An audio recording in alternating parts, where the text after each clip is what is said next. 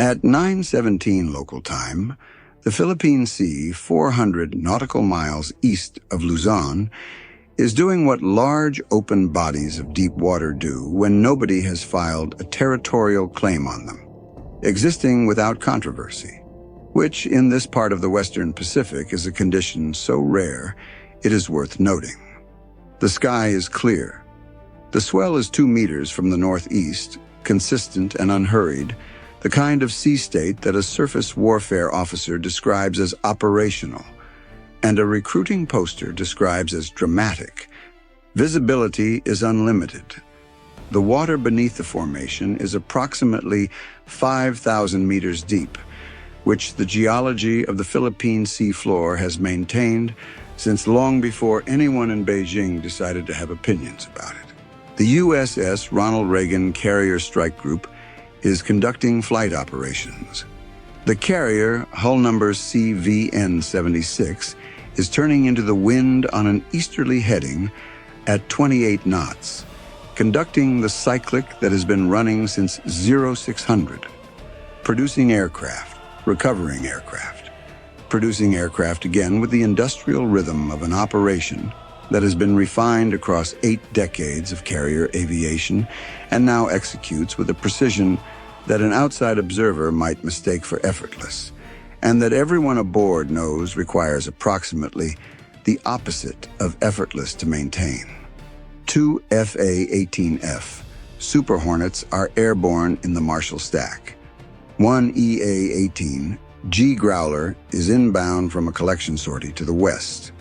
An E-2D Advanced Hawkeye is established on its station at 22,000 feet, painting everything within 300 nautical miles with the patient authority of a system that has decided its job is to know everything and has been succeeding at this since 545.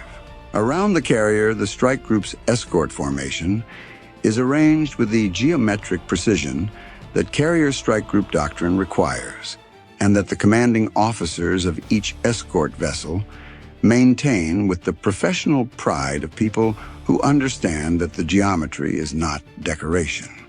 USS Antietam, the Ticonderoga-class cruiser, is in the primary air defense station 6 nautical miles ahead of the carrier. 2 Arleigh Burke-class destroyers are in the forward quarter stations. 1 littoral combat ship is operating on the formation's southern flank on a track that places it between the strike group and the Luzon Strait. A Los Angeles-class attack submarine is somewhere in the operating area, position known to the strike group commander and nobody else. The tactical picture is managed from the Carrier Air Wing's command and control node aboard the carrier and from the Aegis systems aboard the cruiser and destroyers simultaneously, sharing a common picture via Link 16 that updates continuously and places every contact in the operating area on every Aegis display in the formation within seconds of acquisition. This is not a single ship watching a tactical picture. This is a network watching a tactical picture, and the distinction between those two things is the difference between a single pair of eyes and a room full of people who all see the same thing at the same time and have already coordinated their response before the thing has finished happening. At 9:17, the E-2D acquired a new contact, bearing 275, large, fast, inbound. The contact was a Type 055 guided missile destroyer. The classification came from the E-2D's radar return, cross-referenced with the formation's electronic support measures and confirmed by the carrier's own sensor suite within 19 seconds of first acquisition. The Type 055, China's most capable surface combatant, a 12,000-ton guided missile destroyer that NATO observers assess with appropriate seriousness because appropriate seriousness is what it warrants, had been operating in the Philippine Sea for 6 days.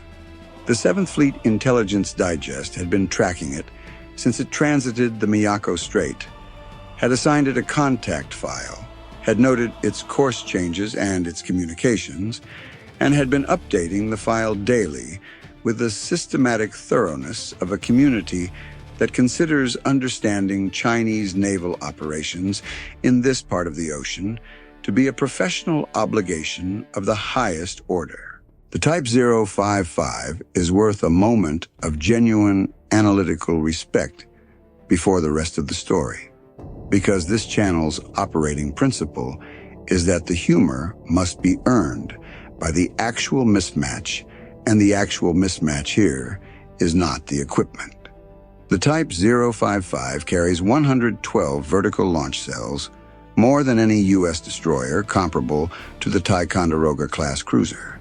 Its HHQ-9B surface-to-air missile provides area defense capability that NATO analysts do not dismiss. Its YJ-18 anti-ship missile is a genuine threat at ranges that matter. Its Type 346B phased array radar is a genuine capability. The Type 055 was designed by serious people who were trying to build a serious warship, and they succeeded in the sense that the result is a serious warship that is currently closing on a U.S. carrier strike group at 31 knots. The humor in a Type 055 scenario is never about the ship. The humor is about what the ship is doing, which at 9:17 was approaching a carrier strike group at 31 knots on a course that the E-2D's track had resolved within 40 seconds of acquisition, as placing it at 12 nautical miles from the carrier's current position in approximately 18 minutes.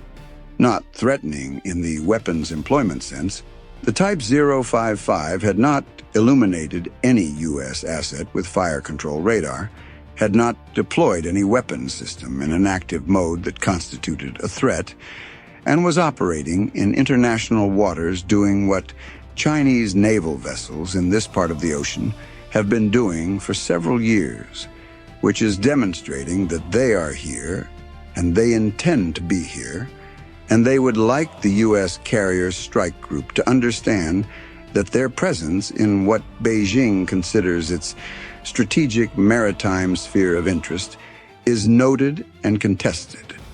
The instrument of this notation, a 12,000-ton guided missile destroyer at 31 knots on a geometry that, if maintained, would result in a vessel the size of a Ticonderoga cruiser transiting through the carrier's formation at a distance that the carrier's commanding officer's flight operations required him to have opinions about. This is the diplomatic use of seamanship as language, and it is a language that the plan has been studying carefully for a decade and has become reasonably fluent in. In the carrier's Combat Direction Center, the strike group commander was looking at the Type 055's track with the focused attention of a flag officer who understands that the next 20 minutes are going to generate paperwork regardless of the outcome, and who is trying to ensure that the paperwork describes the outcome he prefers. 14 nautical miles, 31 knots, 18 minutes to the current carrier position, accounting for the carrier's own course and speed. The formation's geometry required the carrier to maintain its current upwind heading for 9 more minutes to complete the current recovery cycle. 9 minutes of flight ops, 9 minutes of fixed heading, and a 12,000-ton ship on an inbound bearing. Here is the vulnerability that nobody had planned for, and that the Type 055's crew was about to discover they had accidentally found, and that would produce approximately 4 minutes of genuine operational attention before it resolved. The EA-18G Growler, that had been returning from its collection sortie to the west, had reported an avionics issue at 0911 and had been given priority recovery, which had bumped the normal recovery sequence and placed the Growler in a position that required the carrier to hold its current heading for an additional 6 minutes beyond the standard recovery window. 14 minutes of fixed heading rather than the planned 8. The 6-minute extension had been communicated through the Air Wing's internal coordination net and had been logged by the air boss and was entirely routine in the sense that flight operations generate constant small adjustments that the air wing manages as a matter of course. It was not routine in the tactical sense, because 14 minutes of fixed heading with a 12,000-ton inbound contact at 31 knots produced a geometry that the strike group commander was now examining with the specific expression of a flag officer who has identified the variable he did not want to be a variable. Time to complete Growler recovery. 7 minutes, Admiral. She's on final. 7 minutes of fixed heading. The Type 055 at 31 knots would be at 10 nautical miles in approximately 8 minutes. The geometry was not yet a crisis. It was approaching the category of geometry that produces crises if it continues on its current trajectory, which is a different and more manageable category, but only by the margin of 1 minute. What's the Type 055's closest point of approach on current track? The strike group's operations officer had already run this. 8 nautical miles, Admiral, assuming no further course change. Time of CPA, 17 minutes from now. 8 nautical miles. For a carrier strike group running flight operations, 8 nautical miles to a non-formation vessel is not comfortable. The carrier's wake turbulence, the aircraft recovery pattern, the safety of flight considerations that apply when you are operating aircraft within a defined airspace corridor. All of these involve geometry that 8 nautical miles of clearance from an uncoordinated vessel does not adequately support. The strike group commander looked at the 7 minutes of Growler recovery, the 8 nautical miles of CPA, and the 17 minutes until that CPA, and did the arithmetic that these numbers produce, which is that the Growler recovery would complete with approximately 2 minutes of margin before the geometry required a carrier maneuver. 2 minutes. The Type 055 was, at 0922, 12 nautical miles out and showing no course change. It was also, at 922, providing the strike group's electronic support measures network with the most comprehensive close-range collection opportunity against the specific hull that the 7th Fleet had accumulated since the vessel commissioned. Here is what a Type 055 emits when it is operating at 31 knots on an approach course with its systems in their standard operational configuration. And here is why approaching a carrier strike group in this configuration is, from the collection perspective, an extremely generous thing to do.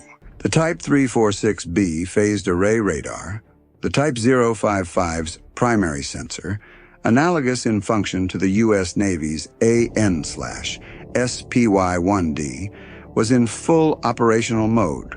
4 fixed faces, continuous emission, painting the entire hemisphere above the horizon with the professional dedication of a system that was designed to track everything. At 12 nautical miles, with the carrier strike group's full ESM network receiving its emissions simultaneously from 6 separate platforms, the signal quality was what the collection team describes as outstanding. The Type 346B's frequency allocation, its pulse repetition interval, its beam scheduling pattern, all of it being collected in real time by the Antietam's SLQ-32, by the 2 destroyers' SLQ-32 systems, by the carrier's own ESM suite, and by the EA-18G Growler, which had just completed its recovery and whose ALQ-240 was still running in collection mode and was now pointing at a Type 055 at 11 nautical miles from a platform altitude of 2,000 feet, which is a collection geometry that the Growler's operators described in the specific vocabulary of airborne electronic warfare operators as exceptional. 5 independent collection platforms. 1 Type 355 radiating at close range with all systems active. The cross-correlation between 5 independent sensor views of the same target at different angles and altitudes produced a 3-dimensional emission characterization of the Type 346B that no single platform could have generated alone. "How's the collection looking?" the strike group commander asked his intelligence officer. "Admiral, we are collecting against a Type 055 at close range with 5 platforms simultaneously. The Type 346B characterization is going to be the best we've assembled against this variant. The Growler's angle gives us a look that the surface platforms can't replicate." A pause. "He's doing us a considerable favor by being here." "Log it all. Well, what else are we getting?" HHQ-9B illuminator in search mode. YJ-18, targeting radar in standby. Not active, but the standby emission is in the collection log. Communications suite active on 3 frequencies. The communications profile matches the contact file from the Miyako Strait Transit, updated with the current operational tempo. We're also getting the propulsion signature from the acoustic buoys the submarine placed yesterday, though that's a separate product. The strike group commander noted this without changing his expression. The submarine's acoustic product was going to make a useful addition to the Type 055's contact file. The Los Angeles class had positioned its buoys 2 days ago based on the predicted track the contact file had generated, and the prediction had been accurate, and the buoys were collecting, and nobody aboard the Type 055 knew the buoys were there because nobody aboard the Type 055 knew the submarine was there, which is the specific advantage of a platform whose entire operational identity is built around not being known to be where it is. At 9:24, the Growler recovery was complete. The air boss confirmed deck clear. The carrier's flight operations had a natural pause in the cycle. The strike group commander looked at the Type 055's track, 10 nautical miles, still inbound, no course change. He made 2 decisions in approximately 4 seconds. First, complete the current recovery cycle before maneuvering, because flight operations take priority over formation, geometry adjustments, and the cycle was 3 minutes from natural completion.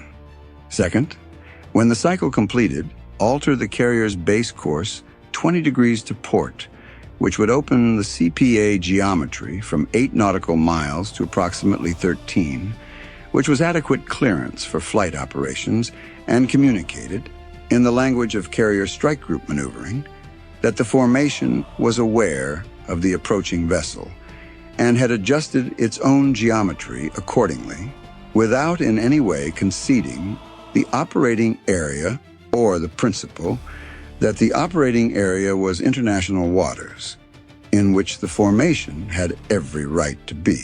The 20-degree course change was not a retreat. It was a navigation adjustment. It was documented in the carrier's deck log as a navigation adjustment. It would appear in Beijing's media products as something different, which was predictable and was already accounted for in the strike group commander's assessment of the morning's outcomes. The Type 055 reached its closest point of approach at 0941, not 8 nautical miles. The carrier's course change had opened it to 11. At 11 nautical miles, in clear weather, a 12,000-ton warship is a significant visual presence from the carrier's bridge, and the bridge team logged it with the professional attention they apply to all significant contacts. The Type 055's crew was visible on the bridge wing through the long-range optics. They were watching the carrier. The carrier's lookouts were watching them. Both sides were doing their jobs, which, in the Philippine Sea, in the current operational environment, means watching each other carefully and documenting what is observed. The Type 055's course did not change during the CPA. It continued on its bearing northwest, which opened the range progressively after 0941, and by 10:15 it was 18 nautical miles in opening, and by 1100 it was 30 miles, and the contact file had been updated with the morning's collection and forwarded to 7th Fleet and Pacific Fleet. On the carrier's flight deck, a plane captain who had been working the Growler's post-flight inspection since 0926 had a view of the Type 055 during its CPA that the bridge team did not have, because the flight deck's aft perspective provided a different angle. She had looked at the contact for approximately 8 seconds while completing a component check that required her to be in the aft section of the aircraft. She noted its size, genuinely large, larger than she had expected from a vessel described as a destroyer, and its wake, which at 31 knots was substantial and visible from this distance. She went back to her inspection. The inspection had standards, and the standards required her attention. And the contact was not, in any operational sense, that involved her job, her responsibility. The collection package from the morning was the most comprehensive, single-event Type 055 characterization assembled by the 7th Fleet. 5 simultaneous platforms. Close range. All major systems in active or standby mission. The Type 346B characterization was flagged as primary data for the Pacific Fleet Threat Library update that had been pending confirmation against this specific radar variant for 14 months. The HHQ-9B illuminator search mode profile was updated. The YJ-18 standby emission was logged and compared against the previous characterization from a 2022 collection event, showing a frequency deviation consistent with a production update that the intelligence community had assessed as probable based on procurement reporting, and that was now confirmed by emission data. The propulsion acoustic signature from the submarine's buoys would feed a separate product, but the surface collection alone was 6 pages of technical characterization before the submarine product was added. What's the Chinese media going to say? The carrier's public affairs officer asked the intelligence officer during the afternoon brief. Beijing will describe a successful demonstration of PLA Navy capability in the Western Pacific, asserting operational access in waters adjacent to China's strategic sphere. They'll note that the carrier strike group altered course.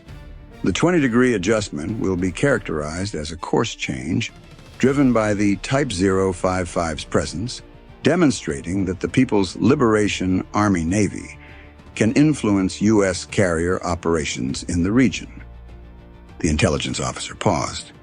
The characterization is not entirely inaccurate, taken in isolation. And what actually happened?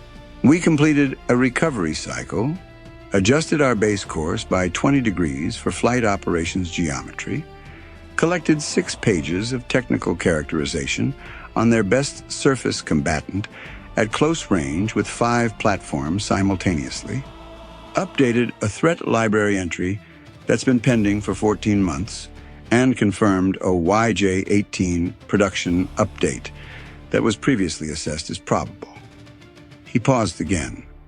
We also know where their submarine is not, which the Los Angeles is confirming separately. The public affairs officer wrote something.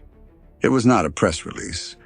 It was a note to himself about the difference between the narrative and the record, which is a distinction that people in his job think about frequently. Here is the accounting that the Type 055's mission report would describe as a success, because it was, in the terms that the PLA Navy uses to assess this category of operation. The ship had operated at close range to a U.S. carrier strike group in international waters, demonstrating operational access and presence. The carrier had altered course. The formation had responded to the Type 055's presence by adjusting its geometry. These are measurable outcomes in the influence operations framework that Chinese naval doctrine uses to assess presence operations, and they are real outcomes, and they will appear in the mission report as evidence that the operation achieved its objectives. The mission report would not include the 6 pages of technical characterization that the Type 055's active systems had generated for 5 simultaneous collection platforms at close range. It would not include the Type 346B frequency allocation update. It would not include the YJ-18 production confirmation. It would not include the submarine acoustic product because the Type 055 did not know about the submarine, and the submarine was not going to volunteer that information. The mission report would describe a successful presence operation. The 7th Fleet intelligence file would describe a successful collection event. Both descriptions are accurate. They describe different things. By 1800 local time, Chinese state media had reporting. The People's Liberation Army Navy had conducted operations in the Western Pacific, demonstrating operational access and capability adjacent to Taiwan and in waters that China's strategic interests require it to monitor and protect.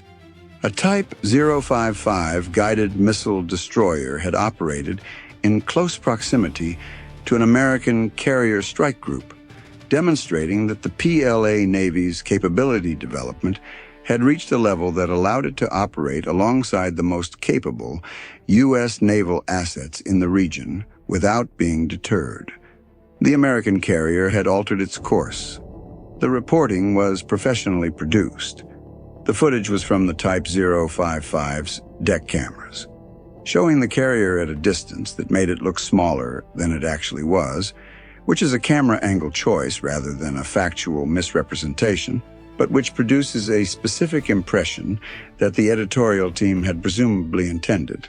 USS Ronald Reagan's deck log read 9:17 to 1100, Type 055 surface contact, closest point of approach 11 nautical miles, 941, formation course adjustment 20 degrees port, 0927, flight operations geometry.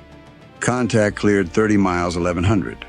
5 platform ESM collection throughout. No hostile action.